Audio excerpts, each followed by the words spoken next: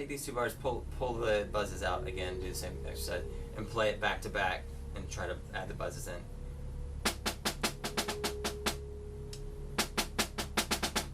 There. That sounds good. Yeah, I brought up my dynamic a little bit. Well, appreciably, where I'm sitting 3 feet away from you, it does not matter. Awesome. There's no appreciable difference there. Okay, cool. Yeah. So do that again.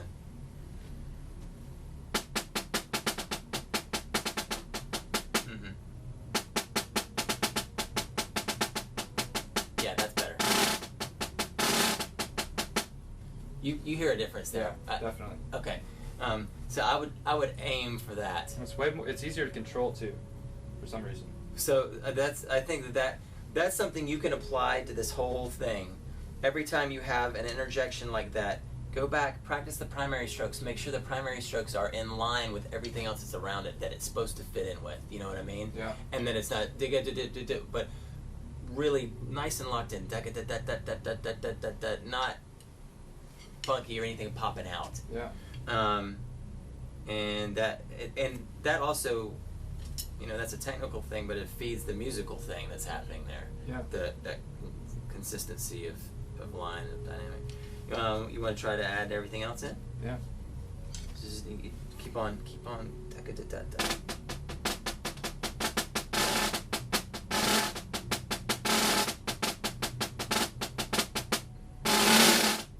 Alright, the other thing that happens when you play these open, like this is pretty open to me, to my ears.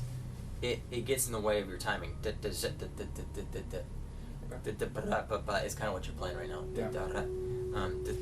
Don't worry about it. Try it.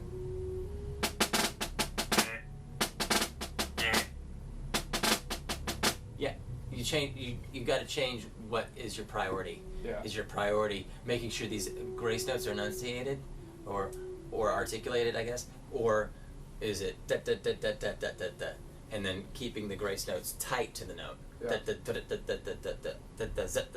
I would do the latter. Okay. It's the theoretical versus the practical. You should theoretically, you practice to be able to get perfect articulation from your roughs, but then it's not always necessary. You don't want that to sound open. So Yeah. so it just gives you the tools that you need to make it whatever distance away from the main note that you want. Yeah. Play that mezzo forte. Play it without any grace notes.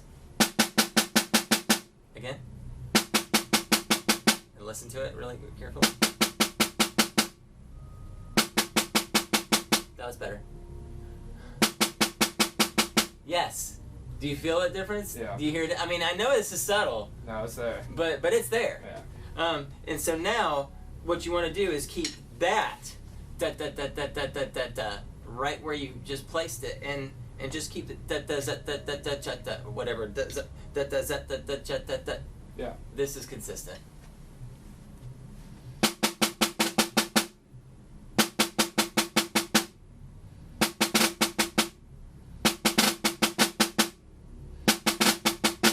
That's better.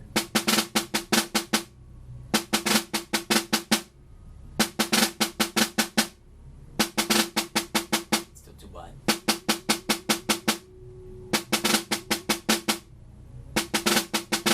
That was better. Think about the rough is basically occurring at the same time as the main note. That's it. Yeah? Yeah. Okay, cool. Dude.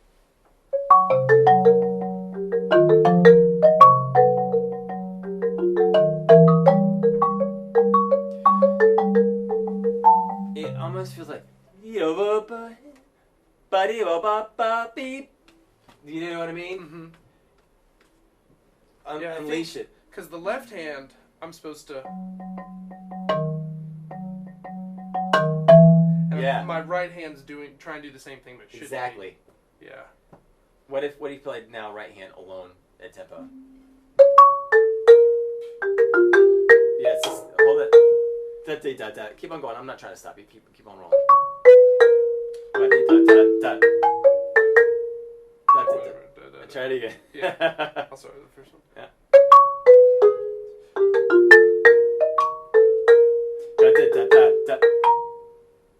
Keep on rolling. Keep on Oh, going. okay.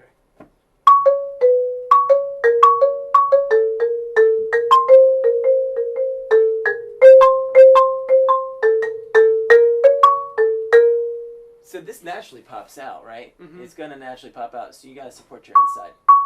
Okay. Bida, ba-dida. You hear it? Now this is what you need. Number 3.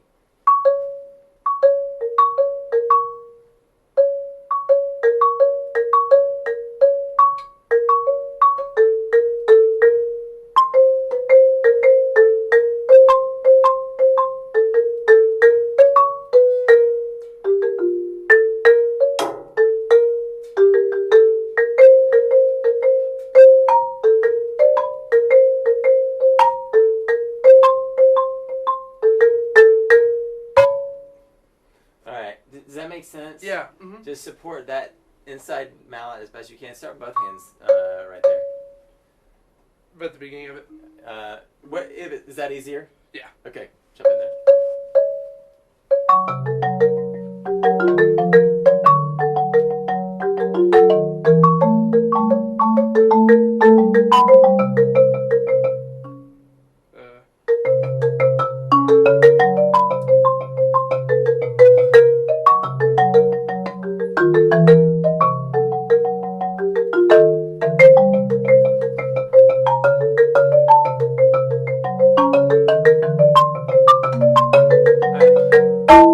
Just left hand.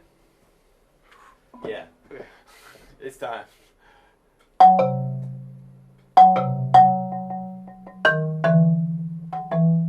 Alright, but isn't it? Dadu. So start from the beginning again.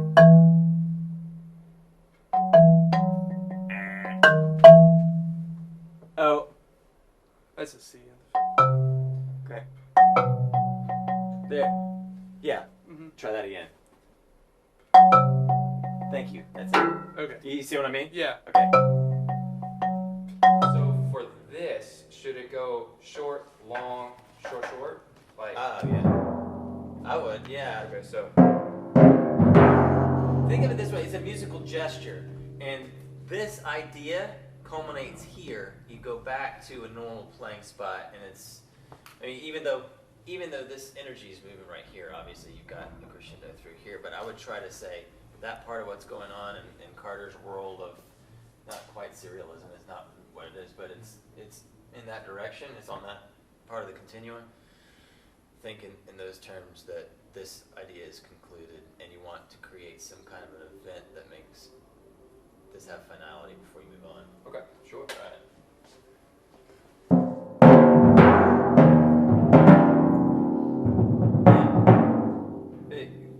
What did you think about that?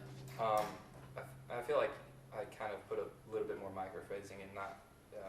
Do it again. But I kind of lightened up almost my touch on the normal stroke after that. Bum, ba-ba-ba-bum. Mm-hmm. You know what I'm saying? Yeah, I do. Okay.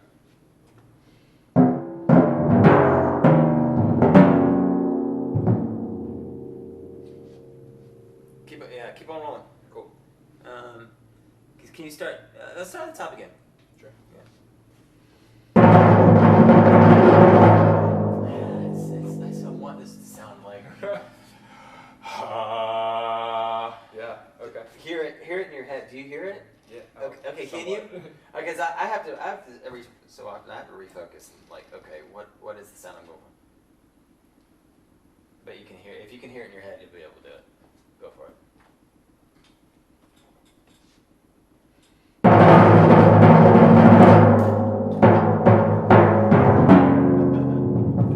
Alright, good. Was it better? What did you think? I thought it was better. Yeah. I feel like it's a little bit on the harsh side of a sound, but I personally feel like that's okay for like solo pieces. Huh? What do you think? It's your puppy. It's your statement. It is a solo piece. You don't play solo literature like you play ensemble literature. Yeah. It's got a different balance. You're not balancing with anyone else here. You are the main event. Mm. So I think you can play it out. With any solo repertoire, I always think more so than an ensemble, although you have to do this in ensemble as well, but you take, let's say, you figure out what the continuum of dynamics are that you've got. So if fortissimo is the loudest thing, let's say, and pianissimo is the softest thing. Or maybe it's just forte to piano, or even mezzo piano to forte, or mezzo forte. I take whatever those dynamics are, and I I stretch that out so that my forte now is pretty doggone loud, and the softest part is really soft. Yeah. So you're creating a wider dynamic spectrum. Cool. So this is fortissimo. What else do you have that's louder than that? Sforzando. Okay, so sforzando to sforzando fortissimo, Yeah. right? So, and you're not sustaining that anyway in the beginning. So that's totally legit. I think that's fine. But what you just did with your mind before you play, just like whenever you're playing all this repertoire, you go to each station mentally. It absolutely pays to just prepare yourself. Just that's the sound I'm after, and then you just step into the picture. Yeah. That's it. Cool.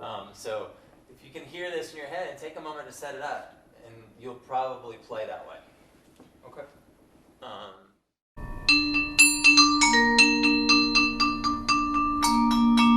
Good stuff. This is one of the things that you're going to really have to pay attention to make it feel like it's landed somewhere. So that's 1.1. Point 2, can you lighten these notes up? The bounce, so to speak. Just work that out. Leave out any extra step, just vibraphone. Too heavy. Again.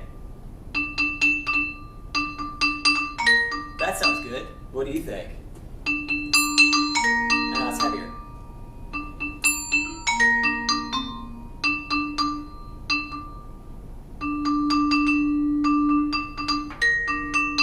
That's the right idea.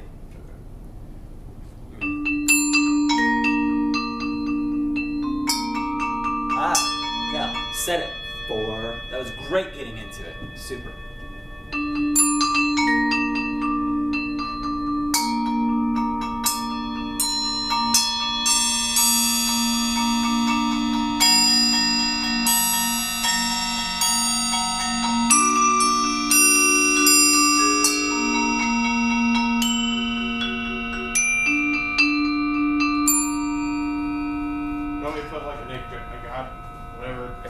Accent? On what? On those 4s, like I did with.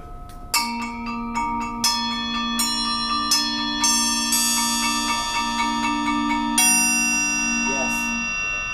I think that helps set it up. That's kind of what but be careful also, especially when you're playing the B flat D, that you're not here, which is kind of where you ended up being. Yeah. Or if you need to play the note here, or on the edge of the bar, not the note, but yeah. That's fine. You can start right there on the chordal material.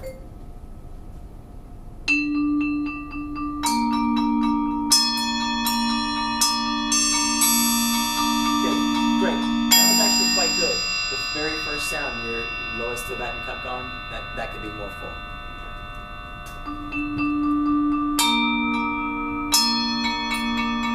Yeah, that's it. Yeah.